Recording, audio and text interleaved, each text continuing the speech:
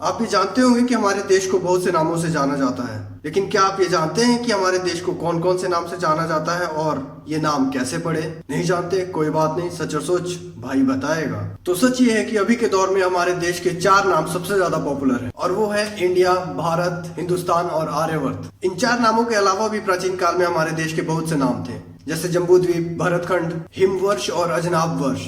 लेकिन हम सिर्फ आज के दौर में पॉपुलर 4 नामों के बारे में जानेंगे। तो इन चारों नामों में जो सबसे नया नाम है वो है इंडिया। ये नाम हमें 1947 में मिला, जब हमें अंग्रेजों से आजादी मिली। सन 1947 से पहले हमारे देश को हिंदुस्तान के नाम से जाना जाता था, क्योंकि जब मुगल हमारे देश में आने शुरू हुए उस समय उन्होंने देखा कि हमारे देश में हिंदुओं की संख्या ज्यादा है, इसीलिए वो इस भूभाग को हिंदुस्तान के नाम से पुकारने लगे और तभी से हमारे देश का नाम हिंदुस्तान पड़ गया। और मुगलों के आने से पहले हमारे देश को 2 नामों से जाना जाता था, एक आर्यवर्त और दूसरा भारत। हमारे वेदों और उपनिषदों में वर्णन है कि इस धरती पर आर्यंस लोगों का वास था।